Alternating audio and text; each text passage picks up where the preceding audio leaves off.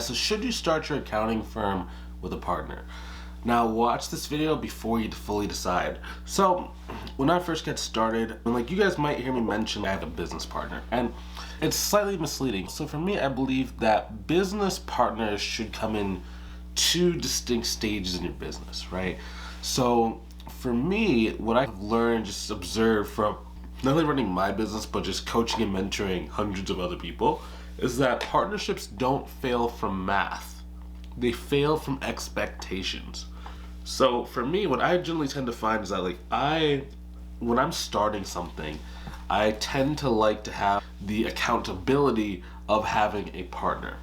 However, it's very inevitable that a partner in the beginning is not going to put in the time, the effort, the just grit that I generally am. I'm a very determined person. I'm very just aggressive personality when it comes to building and when it comes to being consistent. So what I actually do better with is a silent partner. So when I first got started, I thought I needed a business partner, but that not worked out very well because our expectations were very different. I was thinking, okay, we were both unemployed at the time when we started, but my intention was to grow this business as far as we possibly could, versus my partner's intention was to try and get a job as fast as she could.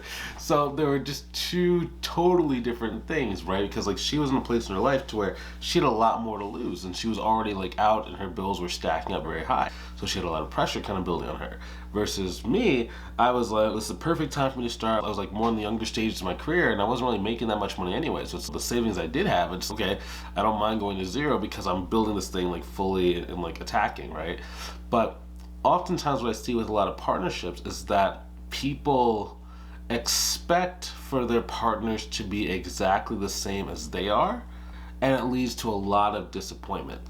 So in the beginning stages, you can maybe have a silent accountability partner, and maybe pay someone $50 every time that you don't do something. So here's actually a really cool way to do it. If you're really money focused, or you need someone to hold you accountable, what I've found is having someone just asking you hey, how's your business going? That's not a good enough thing, because on the days where it doesn't work well, you get very discouraged. On the days when you do well, it's good.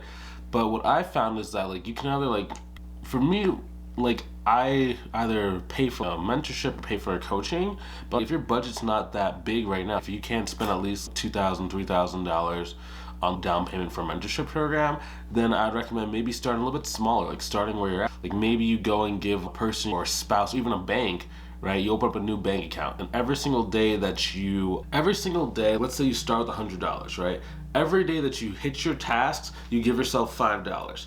Every single day that you don't hit your task, you don't do the stuff you're supposed to do, go pay $5 into that business bank account.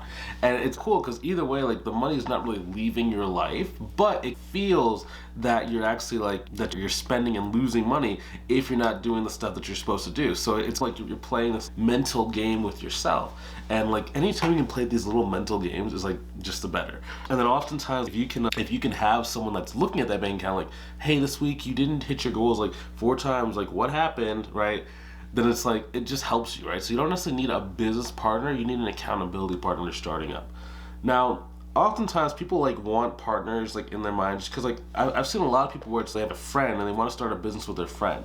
Now, what I would do in that case is I would almost have 2 separate entities or 2 separate businesses, and once you guys hit a certain critical mass, then you recombine the businesses. So that's what happened with I hit my desk. That's what happened with my main business partner. Was at first we kind of did that, then we kind of split in one of our separate ways. So she went more the corporate route, and I was going more of the small business bookkeeping route, right? So we had a really big client, we came back together. So at that point when we came back together, at that point she was more ready and more stable financially to be able to go after bigger clients, to be able to focus on the business. So one thing that you can do is that, okay, so first get the accountability partner, or maybe your business partner can be an accountability partner. You're both holding each other accountable. And then once maybe you have an agreement, once we're both at $3,000 per month or more, then we can reconnect.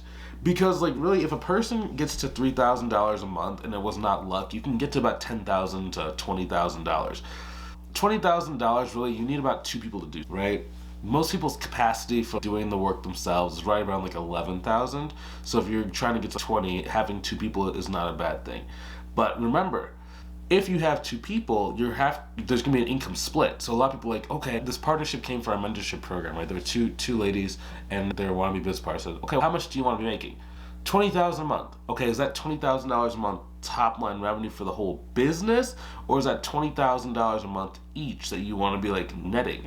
Oh, I didn't think about that. Yeah, remember, if you're 50-50 partners and you're like 50-50 when it comes to profit sharing, yeah, you got to make 40 grand a month, which is most people are not going to be able to hit 40 grand a month just for a million different reasons, right?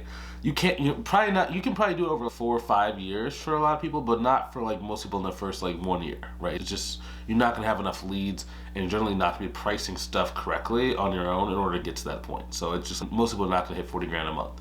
But just be aware of that. So one thing I've seen kill a lot of partnerships is that like one partner is super into it, the other one's kind of not into it. Not that they're not into it, but either they're not as dedicated, or the way that they express their dedication in terms of their skill set and what they bring to the table is not what the other partner's looking. Usually one partner is very good at starting a business, right? Or they're very determined in starting a business. The other person's more of like a corporate style where they're better at running a business.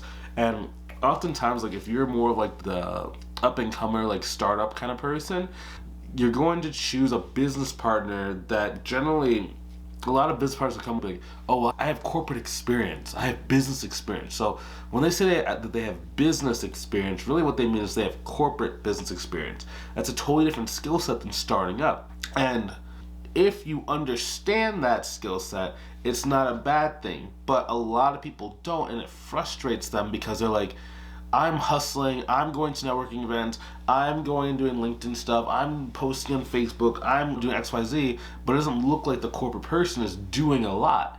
And again, that can cause a little bit of resentment, and it causes you to feel like, I'm doing all this work, this person doesn't care, this person's not doing it.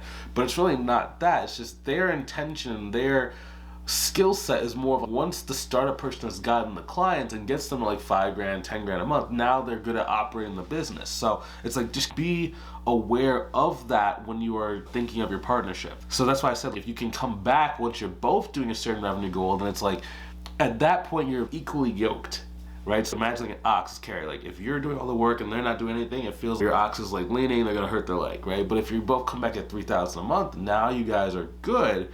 And now it's equal. So now there's not as much resentment brought up. Now keep in mind though, if you are the partner that is more like the startup person where like you go from 0 to 5 grand a month, right? The corporate person might start resenting you when you get closer to 10,000 a month because their skill set's gonna be operating and you're probably gonna get bored. So just keep that in mind, okay? So that's one thing that I do. So like another thing that I like to do as well is having a So there's a trial partnership, there's a temporary partnership. So trial partnership is have a 90-day test with clear KPIs. I just did that recently. I have a gentleman in my local area. He's really specialized when it comes to jewelry, right? So I like gold, I like silver, a lot of that. Now for him, his job is now to go sell it. And I made sure he understood, like, hey man, I need you to hit this specific KPI in order for me to keep reinvesting more money inside of new inventory. And then I told him, I'm not going to be doing this, I'm not going to be doing this, I'm not going to be doing this, I'm not going to be doing this. All I'm going to be is basically a silent partner that buys the inventory and you have to sell, market, do everything, just everything. So just understand that. And that partnership, I think we're like on day like 60, and it's been okay so far. It's not as a great thing because I don't think the person's like a startup kind of attack kind of personality, like what you need to start a business. So it might not go that far, but that's why you do a trial, so that way you're not locked in with something and like you're frustrated for the rest of like your life.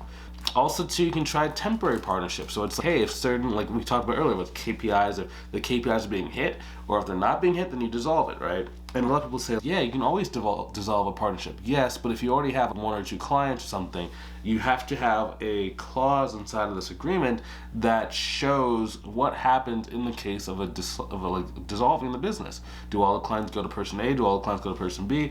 Or is it like whoever you brought into the firm you take away, or whoever they brought in the firm take away? So you have to have a very distinct understanding of what happened in that case, because it's very possible that you could dissolve the partnership at any time. So just be aware of that. And yeah, always make sure, even if you're friends, I would still have some kind of agreement or contract in place so that you guys know exactly what happened based on the situation. So just be aware of that.